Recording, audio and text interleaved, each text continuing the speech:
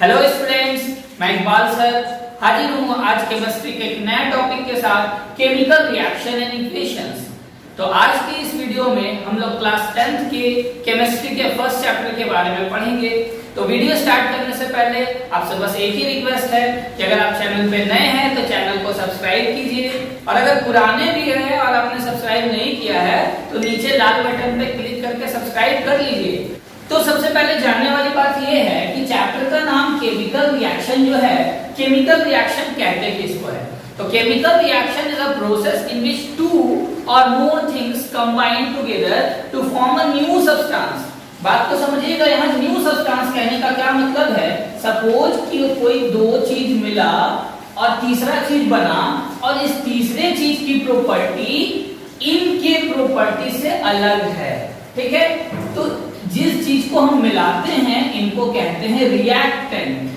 जो जिसको हम रिएक्ट करवाते हैं उसको कहते हैं रिएक्टेंट, और रिएक्ट करने के बाद जो बनता है इसको कहते हैं हम लोग प्रोडक्ट। ठीक है, तो केमिकल रिएक्शन का मतलब ये हुआ कि हमने जो दो चीज को मिला के तीसरा चीज बनाया, इस तीसरा कुछ नया बना। नया कैसे बना? कुछ नया प्रॉपर्टी हुआ होगा। जैसे अगर हम एग्जांपल के तौर पे देखते हैं तो हाइड्रोजन और ऑक्सीजन को हम कंबाइन करते हैं तो ये वाटर बनता है ना। अगर हम इसको बैलेंस करें तो हाइड्रोजन 2 ऑक्सीजन 2 ऑक्सीजन को 2 किया, हाइड्रोजन 4 हो गया। बैलेंसिंग आपको नेक्स्ट वीडियो में बैलेंस कैसे करते हैं इसके बारे में बताएंगे। अभी हम लोग सिर्फ केमिकल रिएक्शन और उसके टाइप पे बात करेंगे। ठीक है, एक और एग्जांपल लेते हैं। हमने सपोज सोडियम लिया और क्लोरीन गैस के साथ रिएक्ट कराया और ये NaCl बना। इसको अगर बैलेंस करते हैं, सोडियम 1 क्लोरीन 2, क्लोरीन को 2 करें, सोडियम भी 2 हो गया। यहाँ पे देखिए, ये समझिए कि ये क्या कहलाएगा? हाइड्रोजन और ऑक्सीजन रिएक्टेंट कहलाएगा, और ये वाटर क्या कहलाएगा? प्रोडक्ट कहलाएगा। उसी तरीके से यहाँ सोडियम और क्लोरीन क्या कहलाएगा? रिएक्टेंट कहलाएगा, और NaCl क्या कहलाएगा? प्रोडक्ट कहलाएगा। सर नया चीज बना, ये हमको कैसे पता चलेगा? क्या इसका नया प्रॉपर्टी हुआ? तो देखिए, हाइड्रोजन गैस की प्रॉपर्टी होती है कि ये एक इन्फ्लेमेबल गैस है, ये ब्लास्ट करता है, ये जलता है फ्लेम के साथ। ऑक्सीजन गैस की प्रॉपर्टी होती है कि ये सपोर्टर ऑफ फ्लेम, ये आपको जलने में मदद करता है। लेकिन इन्हीं दोनों चीजों से मिला हुआ वाटर क्या ब्लास्ट करता है? नहीं करता है। क्या ये आपको जलने में मदद करता है? नहीं करता है। इसका मतलब ये वाटर इन्हीं दो चीजों से मिलके बना है, लेकिन इन दोनों की प्रॉपर्टी को शो नहीं कर रहा है। इसका नया प्रॉपर्टी हो गया। हाइड्रोजन गैसियस फॉर्म में था, ऑक्सीजन गैसियस फॉर्म में था, लेकिन वाटर लिक्विड फॉर्म में आ गया, तो हुआ ना नया प्रॉपर्टी। उसी तरीके से अगर यहाँ देखें, सोडियम की प्रॉपर्टी ये है, इतना हाईली रिएक्टिव होता है कि इसको केरोसिन ऑयल में रखा जाता है। अगर क्लोरीन गैस की बात करें तो क्लोरीन का पंजेंट स्मेल होता है, लेकिन सर NaCl नमक, कॉमन सॉल्ट जो है, क्या हमें नमक को केरोसिन ऑयल में रखने की जरूरत पड़ता है? नहीं, यानी ये सोडियम का प्रॉपर्टी शो नहीं कर रहा है। क्या इसमें से पंजेंट स्मेल आता है? नहीं, मतलब ये क्लोरीन गैस की प्रॉपर्टी को भी शो नहीं कर रहा है। ठीक है, तो यहाँ से समझ में आ रहा है कि केमिकल रिएक्शन जब भी होगा कुछ नया बनेगा, नया प्रॉपर्टी के साथ, वो अपने कंस्टिट्यूएंट के प्रॉपर्टी को शो नहीं करेगा। तो आगे देखते हैं कि सर हमको कैसे पता चलेगा कि केमिकल रिएक्शन हुआ, क्योंकि वाटर में शुगर ऐड करने के बाद केमिकल रिएक्शन नहीं हुआ और सोडियम में क्लोरीन ऐड करने के बाद केमिकल रिएक्शन हो गया, तो हमें कैसे पता चलेगा केमिकल रिएक्शन हुआ या नहीं हुआ? तो उसके लिए कुछ कैरेक्टरिस्टिक्स है, उन कैरेक्टरिस्टिक्स को हम देखते हैं।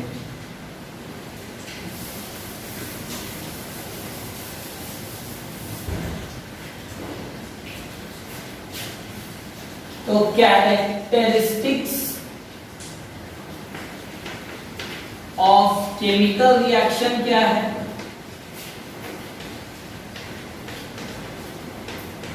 पहला, चेंज इन टेम्परेचर। क्या है? पहला, चेंज इन टेम्परेचर, यानी जब दो चीज कंबाइन करेगा तो हो सकता है टेम्परेचर में चेंज हो, यानी जो बीकर हो वो गर्म भी हो सकता है, ठंडा भी हो सकता है। दूसरा हो सकता है एवोल्यूशन ऑफ गैसेस, हो सकता है कि जब हम लोग किसी दो चीजों को मिलाएं तो उसमें से कुछ गैस निकलने लगा। तीसरा हो सकता है चेंज इन कलर, हो सकता है हमने किन्हीं दो चीजों को मिलाया और उसका रंग चेंज हो गया। नेक्स्ट क्या हो सकता है, फॉर्मेशन ऑफ प्रेसिपिटेट, यानी दो चीजों को मिलाने के बाद प्रेसिपिटेट का फॉर्मेशन हो गया। प्रेसिपिटेट क्या होता है, नीचे कुछ जम जाना, यानी ऐसा इनसॉल्युबल कुछ बन जाना जो बॉटम पे जाकर के जम जाए, घुले नहीं सॉल्यूशन में, उसको प्रेसिपिटेट कहते हैं। इसको हम लोग पीपीटी से डिनोट करते हैं। और क्या हो सकता है सर, चेंज इन स्टेट, है ना, यानी कि उसका जो स्टेट होगा सॉलिड लिक्विड गैस वो चेंज कर सकता है। सर हमें यहाँ पे कुछ एग्जांपल्स को ध्यान में रखना होगा, क्योंकि बहुत बार ऐसा होता है कि हमें इसमें से कोई क्राइटेरिया नजर तो आ रहा हो लेकिन वो केमिकल चेंज नहीं होगा। जैसे अगर हम बात करें चेंज इन कलर का, तो अगर मान लिया हमने पानी के अंदर कोई कलर डाल दिया, कोई रंग डाल दिया, सपोज नील डाल दिया, और धीरे धीरे वो पानी का कलर चेंज हो गया, तो ये चेंज इन कलर है। लेकिन सर ये केमिकल रिएक्शन नहीं है। क्यों नहीं है केमिकल रिएक्शन? क्योंकि सर अभी हमने बात किया था कि कुछ नया बनना चाहिए, नए प्रॉपर्टीज के साथ। तो अगर हमने पानी के अंदर कुछ ड्रॉप्स कलर का डाल दिया, तो ये कलर मिक्स होने के बाद क्या पानी का प्रॉपर्टी चेंज हो गया? नहीं, पानी तो पानी है, कलर जो कलर था वो कलर ही है, यानी कुछ नया नहीं बना, तो ये केमिकल चेंज नहीं होगा, यानी यहाँ केमिकल रिएक्शन नहीं हुआ है। अभी हम लोग बात करेंगे कुछ differences chemical reaction and physical changes में। दूसरा अगर हम बात करते हैं सर चेंज इन स्टेट, तो चेंज इन स्टेट हमें ऐसा लगता है कि स्टेट चेंज हो गया, तो सर ये कैरेक्टरिस्टिक है तो हो जाएगा। सपोज हमने पानी को फ्रिज में आइस क्यूब्स बना दिया, है ना, पानी से यानी वाटर से वो क्या हो गया, आइस में कन्वर्ट हो गया, स्टेट चेंज कर गया। लेकिन सर ये केमिकल रिएक्शन नहीं है। क्यों नहीं है? क्योंकि पानी बन गया बर्फ, बर्फ क्या है, वो चेंज हो गया, क्या वही है, H2O ही है। यहाँ पे भी H2O था, वहां पे भी H2O था, बर्फ से पिघल के पानी बन गया, फिर भी H2O है, यानी कि उसके कॉम्पोजिशन में कोई चेंज नहीं आया। तो पानी से बर्फ का जमना, बर्फ से पिघल के पानी बनना, ये फिजिकल चेंज है, ये केमिकल रिएक्शन नहीं होगा। ठीक है, तो हम लोग पहले कुछ एग्जांपल्स देखते हैं फिजिकल चेंज और केमिकल रिएक्शन के बीच में।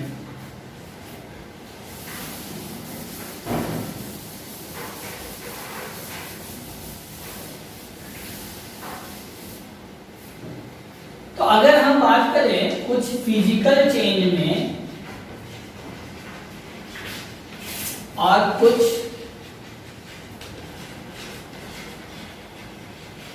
केमिकल चेंज में, जस्ट फॉर एग्जांपल अगर हम बात करते हैं कि डाइजेशन होना, जैसे हमने खाना खाया और डाइजेस्ट होने के बाद, तो क्या डाइजेस्ट होने के बाद वो खाना वापस से रिकवर हो सकता है? क्या वो खाना ही रह गया? नहीं, वो चेंज हो गया, वो कुछ नया सब्सटेंस बन गया। तो डाइजेशन ऑफ फूड किसमें आएगा? Chemical change.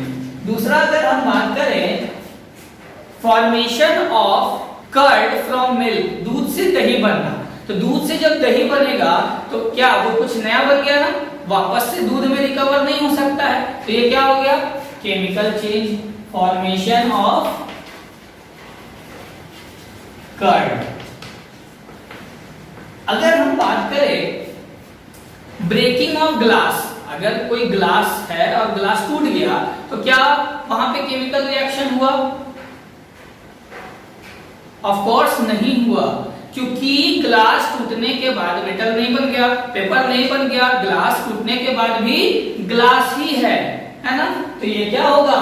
Physical change, breaking of glass का बात करें, टीयरिंग ऑफ पेपर का बात करें, अगर हम लोग पर पेपर को फाड़ देते हैं तो वो पेपर ही रहता है, कि नया चीज नहीं बनता है ना। अगर हम बात करें रस्टिंग ऑफ आयरन, लोहा में जंग लगना, तो लोहे में जब जंग लगता है तो वो आयरन से आयरन ऑक्साइड बन जाता है। क्या जंग को वापस से लोहा बनाया जा सकता है? नहीं बनाया जा सकता, वो कुछ उसकी प्रॉपर्टी अलग होता है लोहा से। तो यानी कि रस्टिंग क्या हो गया? केमिकल चेंज हो गया। ठीक है। मेल्टिंग ऑफ आइस, अगर बर्फ पिघल करके पानी बन रहा है तो यहाँ स्टेट चेंज तो हो रहा है, लेकिन क्या कुछ नया सब्सटेंस बना? नहीं, वो भी वाटर का फॉर्म था, ये भी वाटर ही है। तो ये क्या हो जाएगा? फिजिकल चेंज, यानी मेल्टिंग ऑफ आइस क्या होगा? फिजिकल चेंज होगा, ये केमिकल चेंज नहीं होगा, यानी इसके अंदर कोई केमिकल रिएक्शन नहीं हो रहा होगा। तो आई होप कि आपको फिजिकल चेंज और केमिकल चेंज के बीच में डिफरेंस समझ में आ गया होगा। तो जहां केमिकल चेंज होगा वहीं पे केमिकल रिएक्शन हो रहा होगा। तो आते हैं, जो भी हमने क्राइटेरिया पढ़ा था उन क्राइटेरिया के बारे में थोड़ा डिटेल में समझते हैं। तो सबसे पहले हम बात करते हैं एवोल्यूशन ऑफ गैस के ऊपर। एवोल्यूशन ऑफ गैस, यानी जब भी कोई दो या दो से ज्यादा चीज कंबाइन कर रहा हो और उसमें से कोई गैस फॉर्म कर रहा हो तो समझ जाएंगे कि वहां पे क्या हो रहा है? केमिकल रिएक्शन हो रहा है। तो सर एवोल्यूशन ऑफ गैस को समझने के लिए आप ये बात हमेशा याद रखेंगे कि जब भी कोई मेटल किसी एसिड के साथ रिएक्ट कर रहा होगा तो उस केस में वो कौन सा गैस बनाएगा? हाइड्रोजन गैस बनाएगा। ठीक है। अभी रिएक्शन हम लोग टाइप्स ऑफ रिएक्शन में डिटेल में देखेंगे। आपको अभी गैस के लिए समझना है, कोई भी मेटल एसिड के साथ रिएक्ट कर रहा होगा तो कौन सा गैस बनाएगा? Hydrogen gas. Except copper, mercury, silver, gold और प्लैटिनम। इन सारे मेटल्स को छोड़ के कोई भी मेटल अगर एसिड के साथ रिएक्ट करेगा तो हाइड्रोजन गैस बनाएगा। जस्ट फॉर एग्जांपल, अगर मान लिया सोडियम का रिएक्शन हमने करा दिया हाइड्रोक्लोरिक एसिड के साथ, तो ये क्या बनाएगा sir? NaCl plus hydrogen gas, है ना। तो यहां बैलेंस करते हैं, Na1 हाइड्रोजन 1 हाइड्रोजन 2, हाइड्रोजन को हमने 2 किया, क्लोरीन 2 हो गया, क्लोरीन को 2 किया, सोडियम 2 हो गया, सोडियम को भी 2 कर दिया। यहाँ बैलेंस हो गया। चिंता नहीं कीजिए, बैलेंसिंग भी हम लोग सीखेंगे नेक्स्ट वीडियो में। यहाँ बस देखना ये है कि हमने एक मेटल को एक एसिड के साथ रिएक्ट किया, कौन सा गैस मिला? Hydrogen gas. एक और एग्जांपल लेते हैं। सपोज हमने कैल्शियम को सल्फ्यूरिक एसिड के साथ रिएक्ट कराया तो क्या बना? कैल्शियम सल्फेट और प्लस हाइड्रोजन गैस। ये ऑलरेडी बैलेंस है। तो यहाँ पे भी कौन सा गैस मिला? Hydrogen gas. यानी हम देख सकते हैं कि जब भी हम किसी मेटल को किसी एसिड के साथ रिएक्ट करा रहे हैं कौन सा गैस मिल रहा है? हाइड्रोजन गैस मिल रहा है। दूसरा गैस का प्रॉपर्टी क्या है? अगर हम किसी भी metal carbonate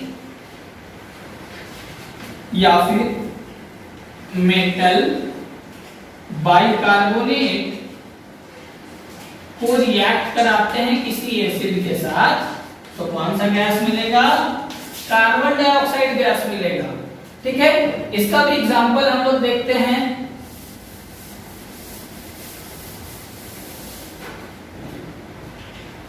suppose sodium carbonate और हमने रिएक्ट कराया इसको हाइड्रोक्लोरिक एसिड के साथ, क्या मिलेगा sir? NaCl plus H2O plus CO2। यहाँ पे कौन सा गैस मिला? Carbon dioxide gas. बैलेंस करते हैं, 2 क्लोरीन 2 क्लोरीन 2 हाइड्रोजन 2 और ये कार्बन बैलेंस हो गया। कौन सा गैस मिला सर? Carbon dioxide. अगर हम लोग सोडियम बाइकार्बोनेट NaHCO3 को रिएक्शन कराते हैं HCl के साथ तो क्या मिलता है? तो भी मिलेगा NaCl plus H2O plus CO2। Balance है Na1 hydrogen 1 hydrogen 2 hydrogen 2 carbon, ये बैलेंस है। यहाँ पे भी कौन सा गैस मिला सर? Carbon dioxide. चिंता नहीं कीजिए, ये रिएक्शन कैसे होगा, क्या प्रोडक्ट बनेगा, बैलेंस कैसे होगा, इसको भी हम लोग डिटेल में समझेंगे, बहुत अच्छे से समझेंगे, कोई डाउट नहीं रहेगा। अभी फिलहाल आप कॉन्सेप्ट समझिए कि जब भी मेटल एसिड के साथ रिएक्ट करता है हाइड्रोजन गैस देता है, और जब भी मेटल कार्बोनेट या बाइकार्बोनेट एसिड के साथ रिएक्ट करता है कार्बन डाइऑक्साइड गैस देता है। टेस्ट कैसे करेंगे सर कि कौन सा गैस है, आप टेस्ट हमेशा ध्यान में रखिएगा, हमेशा ध्यान में रखिएगा कि हाइड्रोजन गैस का टेस्ट क्या है। Hydrogen gas gives popping sound with flame, यानी कि जब हम लोग किसी टेस्ट ट्यूब से हाइड्रोजन गैस निकल रहा हो और उसको हम लोग किसी फ्लेम के पास लेके जाएं तो वो पॉपिंग साउंड के साथ बर्न करेगा। और कार्बन डाइऑक्साइड गैस का टेस्ट क्या है sir, it converts lime water milky.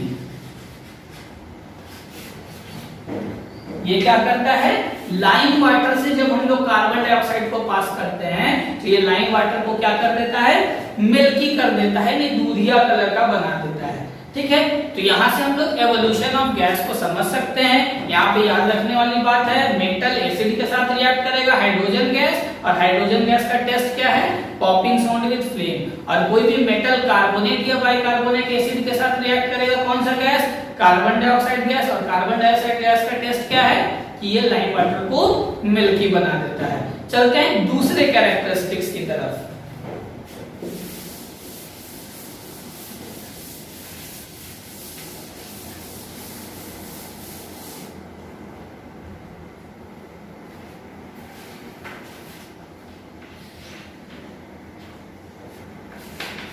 Formation of precipitate, है ना, फॉर्मेशन ऑफ प्रेसिपिटेट।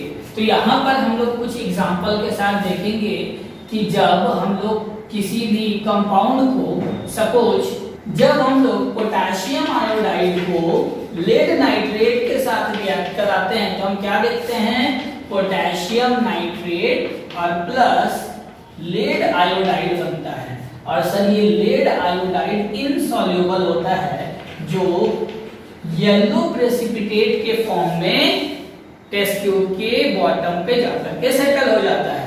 तो यहाँ पे क्योंकि हमने दो सॉल्यूशंस को मिक्स किया और एक इनसॉल्युबल सब्सटेंस बन गया, तो इसी को हम लोग कहते हैं प्रेसिपिटेट, और इसी तरह के रिएक्शन को कहते हैं प्रेसिपिटेशन रिएक्शन। एक दूसरे एग्जांपल के साथ समझते हैं। अगर हम लोग बेरियम क्लोराइड को सल्फ्यूरिक एसिड के साथ रिएक्ट करवाएं तो हम क्या देखते हैं, बेरियम सल्फेट और प्लस हाइड्रोक्लोरिक एसिड का फॉर्मेशन होता है। तो यहाँ पे ये जो बेरियम सल्फेट बनता है ये व्हाइट पीपीटी के फॉर्म में, यानी बेरियम सल्फेट इनसॉल्युबल होता है और व्हाइट कलर का ये सेटल डाउन हो जाता है टेस्ट ट्यूब में। तो ये भी एक प्रेसिपिटेशन रिएक्शन का एग्जांपल हो गया। ये दो रिएक्शंस आपको याद रखना है इनके प्रेसिपिटेट के कलर के साथ। ठीक है, नेक्स्ट हम लोग चलते हैं तीसरे क्राइटेरिया की तरफ। क्या था, चेंज इन कलर। तीसरा क्या है, चेंज इन कलर। अब बहुत सारे केमिकल रिएक्शन में ऐसा देखेंगे कि जब दो चीजों को मिलाया जाता है तो कलर चेंज हो सकता है। जैसे आप घर पे एक बार करके देखेंगे, हाथ में हल्दी लगाइए, ठीक है, टर्मेरिक, और उसके बाद जाकर के साबुन से उसको धोइए, हाथ हैंड वॉश करिए, तो आप देखेंगे कि जो येलो कलर होता है टर्मेरिक का वो साबुन के साथ रिएक्ट करने के बाद रेड हो जाता है, उसका कलर चेंज हो जाता है ना। तो इस तरीके से केमिकल रिएक्शन में कलर का चेंज भी होता है। इसका मतलब वहां केमिकल रिएक्शन हुआ है। अगर आपने नहीं देखा है तो करके देखिए घर में। नेक्स्ट क्या हो सकता है, चौथा, change in temperature. Change in temperature का मतलब क्या हो गया कि उसके तापमान में चेंज हो सकता है, ऊपर नीचे हो सकता है, गर्म हो सकता है, ठंडा भी हो सकता है। अगर किसी केमिकल रिएक्शन में, इसमें भी दो टाइप होगा चेंज इन टेम्परेचर में। यहाँ पे हम लोग दो तरह के रिएक्शन के बारे में पढ़ेंगे, एक्सोथर्मिक रिएक्शन और एंडोथर्मिक रिएक्शन। अगर टेम्परेचर क्या हो रहा हो, बढ़ रहा हो, तो उसको क्या कहेंगे, एक्सोथर्मिक। और अगर टेम्परेचर घट रहा हो तो उसको क्या कहेंगे, एंडोथर्मिक।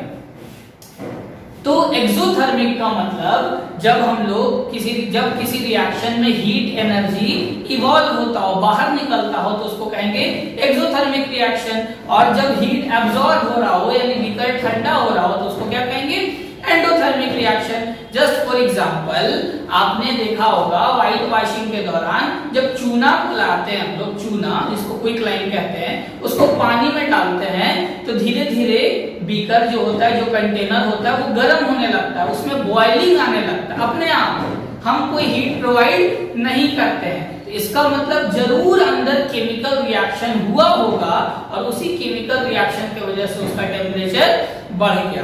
क्या वहां पे क्या होता है, तो चूना जो होता है कैल्शियम ऑक्साइड होता है, क्विकलाइन जिसको कहते हैं। इसको जब हम लोग वाटर के साथ रिएक्ट कराते हैं तो ये बन जाता है कैल्शियम हाइड्रोक्साइड और प्लस ये हीट रिलीज करता है, क्योंकि हीट बाहर निकल रहा है, इसके वजह से टेम्परेचर बढ़ जाता है और इस तरह के रिएक्शन को हम लोग एक्सोथर्मिक रिएक्शन कहते हैं। ठीक है, तो हीट या कोई भी किसी भी तरह का एनर्जी अगर रिलीज हो रहा हो तो एक्सोथर्मिक रिएक्शन होगा। जैसे अगर हम लोग बात करें फोटोसिंथेसिस का, तो फोटोसिंथेसिस में क्या होता है सर, कार्बन डाइऑक्साइड और वाटर प्लांट लेता है और सनलाइट भी लेता है, सनलाइट एनर्जी एब्जॉर्ब करता है, एनर्जी पहले ही ले रहा है।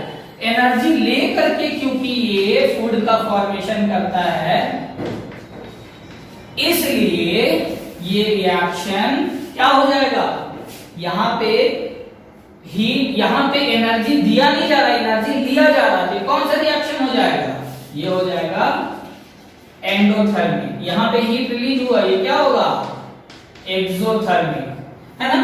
अगर हम लोग बात करें रेस्पिरेशन, हमारे बॉडी के अंदर, हमारे बॉडी के अंदर जो ग्लूकोज होता है, ये जब ऑक्सीजन के साथ रिएक्ट करता है तो ये कार्बन डाइऑक्साइड प्लस वाटर और प्लस 38 एटीपी एनर्जी रिलीज करता है। देखिए बात समझिए, एनर्जी रिलीज करता है, एनर्जी निकल रहा है, तो एनर्जी रिलीज कर रहा है तो ये एंडोथर्मिक होगा, एक्सोथर्मिक होगा। एनर्जी रिलीज कर रहा है तो ये ऑब्वियसली क्या होगा, एक्सोथर्मिक रिएक्शन होगा। अब बात समझ रहे हैं, तो जहां पे भी हीट या किसी भी फॉर्म में एनर्जी रिलीज हो रहा होगा उसको एक्सोथर्मिक रिएक्शन कहेंगे, जहां हीट या कोई भी एनर्जी एब्सॉर्ब हो रहा होगा उसको एंडोथर्मिक रिएक्शन कहेंगे। क्लियर है। नेक्स्ट चलते हैं चेंज इन स्टेट की तरफ। तो चेंज इन स्टेट में हम लोग देखेंगे कि क्या होगा, केमिकल रिएक्शन होने के बाद स्टेट चेंज कर जाएगा। जैसे अगर हम लोग बात करें चेंज इन स्टेट का, याद रखिएगा पानी का बर्फ बनना ये केमिकल रिएक्शन नहीं है, स्टेट यहां भी चेंज हो रहा है। एग्जांपल हम देखते हैं, हाइड्रोजन गैस था, ऑक्सीजन गैस था, लेकिन जब दोनों मिलके बना वाटर, वाटर कैसा होता है, लिक्विड, है ना। तो यहां से क्या समझ में आया सर, कि यहां पे स्टेट चेंज हो सकता है। अगर हम लोग वाटर में इलेक्ट्रोलाइसिस करते हैं, वाटर में इलेक्ट्रिसिटी पास करते हैं, तो ये वाटर लिक्विड होता है, ये जब इलेक्ट्रिसिटी पास करते हैं तो ये हाइड्रोजन और ऑक्सीजन गैस में ब्रेक हो जाता है, तो क्या हो जाता है, गैसियस फॉर्म में चला जाता है। ठीक है, तो यहाँ पे भी स्टेट चेंज हो गया। अगर हम लोग कैंडल वैक्स का बात करें, मोमबत्ती जलाते हैं तो ये सॉलिड फॉर्म में होता है, हीट होने की वजह से लिक्विड फॉर्म में कन्वर्ट हो जाता है, यहाँ तक केमिकल रिएक्शन नहीं हुआ। लेकिन ये वैक्स जब ऑक्सीजन के प्रेजेंस में बर्न होता है, जलता है, तो जो गैस बाहर निकलता है तो वो लिक्विड से गैस में कन्वर्जन क्या कहलाया, केमिकल रिएक्शन। तो ये रहा कुछ क्राइटेरिया, कुछ कैरेक्टरिस्टिक जिससे हम लोग केमिकल रिएक्शन का पता लगा सकते हैं। ठीक है, नेक्स्ट चलते हैं हम लोग टाइप्स ऑफ रिएक्शन की तरफ।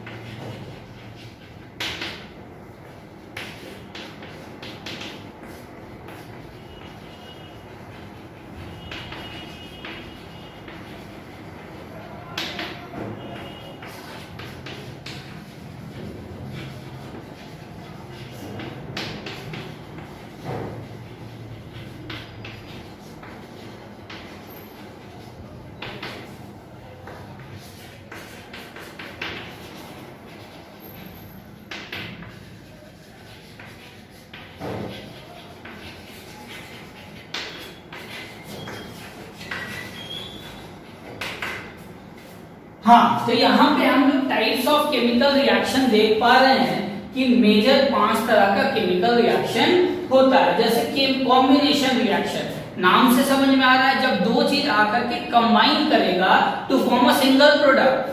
When two or more substances combine to form a single product, then this type of reaction is called combination reaction, है ना। जैसे फॉर एग्जांपल अगर हम बात करें, हमने अभी हाइड्रोजन और ऑक्सीजन को कंबाइन किया, क्या बना? वाटर बना, है ना। तो यानी यहाँ पे दो चीजों को कंबाइन करके एक सिंगल चीज बनाती है। कौन सा रिएक्शन हुआ? कॉम्बिनेशन रिएक्शन, है ना। अगर हम बात करें डिकम्पोजिशन रिएक्शन का, तो डिकम्पोजिशन रिएक्शन में एक सिंगल सब्सटेंस टूट करके दो या दो से ज्यादा सब्सटेंस बनेगा। ठीक है, यानी कि जस्ट इसका ऑपोजिट, जब दो चीज कंबाइन करेगा तो कॉम्बिनेशन, और जब एक चीज स्प्लिट करेगा तो डिकम्पोजिशन। जैसे इसका एग्जांपल भी हमने अभी बात किया था कि जब वाटर में हम लोग इलेक्ट्रिसिटी पास करेंगे तो ये H2+ और तो हाइड्रोजन और ऑक्सीजन गैस में ब्रेक कर जाएगा। तो यहाँ पे एक सब्सटेंस दो अलग अलग गैसेस में ब्रेक किया, तो ये क्या हो गया? Decomposition reaction. डिकम्पोजिशन रिएक्शन के बारे में आपको याद रखना है कि देखिए, कॉम्बिनेशन रिएक्शन में क्या होता है, दो चीज को आगे कंबाइन करना होता है, ये आसान होता है। लेकिन जब दो चीजों को ब्रेक करना होता है तो कोई ना कोई एक्सटर्नल एजेंट का जरूरत पड़ता है। इसका मतलब जब भी डिकम्पोजिशन रिएक्शन होना होगा, कुछ ना कुछ एक्सटर्नल एजेंट, जैसे यहाँ पे इलेक्ट्रिसिटी काम करेगा, तभी बॉन्ड को ब्रेक करेगा। तो यहाँ पे क्या क्या हो सकता है? यहाँ पे हो सकता है इलेक्ट्रिसिटी, और इलेक्ट्रिसिटी का एग्जांपल हम यहाँ देख पा रहे हैं। दूसरा क्या हो सकता है? लाइट भी हो सकता है। जस्ट फॉर एग्जांपल, अगर सिल्वर क्लोराइड में अगर लाइट पास किया जाए तो ये सिल्वर और प्लस क्लोरीन गैस में ब्रेक कर जाता है। तो यानी एक लाइट भी ऐसा एजेंट हो सकता है जो डिकम्पोजिशन रिएक्शन करे। और तीसरा क्या हो सकता है? हीट, है ना।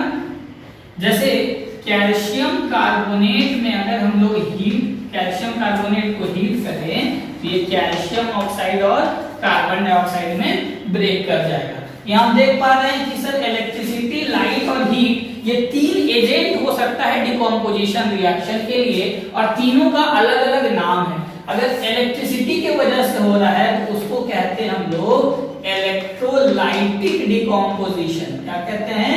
Electrolytic decomposition. अगर वो लाइट के वजह से हो रहा है तो उसको क्या कहते हैं? Photolytic decomposition. Photolytic decomposition. और सर अगर वो हीट के वजह से हो रहा हो तो उसको क्या कहते हैं? Thermal decomposition. Thermal decomposition. ठीक है, तो डिकम्पोजिशन रिएक्शन बेसिकली 3 टाइप का होता है। एग्जांपल के साथ आप तीनों का एक एक एग्जांपल याद रखेंगे। नेक्स्ट आते हैं हम लोग डिस्प्लेसमेंट रिएक्शन की तरफ। तो डिस्प्लेसमेंट रिएक्शन में क्या होगा, कोई एक सब्सटेंस जो है दूसरे को डिस्प्लेस करेगा या उसके जगह से हटा देगा। जैसे अगर मान लिया AB प्लस C, यानी AB एक कंपाउंड है और C एक सिंगल एलिमेंट है, तो उस केस में क्या होगा, सपोज कि ये C एक मेटल है, तो ये C जाकर के A को हटाएगा, CB बनाएगा और A को डिस्प्लेस कर दिया, C को उसके जगह से हटा दिया। जस्ट फॉर एग्जांपल हम समझते हैं A और B कोई अच्छे फ्रेंड है, मतलब वो स्कूल में या कहीं पे भी हर जगह साथ साथ दिखते हैं। तभी एक नया एडमिशन हुआ C का, और C का दोस्ती धीरे धीरे A के साथ बढ़ने लगा, और देखते देखते A और C में बहुत अच्छी दोस्ती हो गई और B जो है अलग हो गया। तो इसी को क्या कहेंगे, डिस्प्लेसमेंट रिएक्शन। तो सर डिस्प्लेसमेंट रिएक्शन होने के लिए होना क्या चाहिए, जो हटाने वाला होना चाहिए उस पर टैलेंट होना चाहिए भाई, तभी तो दूसरे को डिस्प्लेस करेगा। टैलेंट कह सकते हैं, ताकत कह सकते हैं। अगर हमको किसी को उसके जगह से हटाना है तो ऑब्वियसली मुझे उससे ज्यादा ताकतवर होना पड़ेगा। तो डिस्प्लेसमेंट रिएक्शन में भी बस यही बात का ध्यान रखना है, रिएक्टिविटी सीरीज का। रिएक्टिविटी सीरीज को अगर हम देखें तो potassium, sodium, calcium, magnesium, aluminium, zinc, iron, tin, lead, hydrogen, copper, mercury, silver, gold और प्लैटिनम, ये रिएक्टिविटी सीरीज का है। यानी कि ये जो है ऊपर की तरफ ये हाईली रिएक्टिव है। ठीक है, यानी जो ऊपर में है वो ज्यादा रिएक्टिव है, जो नीचे है वो कम रिएक्टिव है। यानी पोटेशियम सोडियम से ज्यादा रिएक्टिव है, सोडियम कैल्शियम से ज्यादा रिएक्टिव है। यानी कि पोटेशियम इन सभी को हटा सकता है क्योंकि ये सबसे ऊपर में सबसे ज्यादा रिएक्टिव है। मैग्नीशियम इन अपने से नीचे वाले सभी को डिस्प्लेस कर सकता है, लेकिन कैल्शियम, सोडियम और पोटेशियम को डिस्प्लेस नहीं कर सकता है। तो रिएक्टिविटी सीरीज याद रखेंगे कैसे सर, याद रखने का एक ट्रिक याद रख लीजिए। केदारनाथ का माली आलू जरा फीके से पकाता है। क्या, केदारनाथ का माली आलू जरा फीके से पकाता है।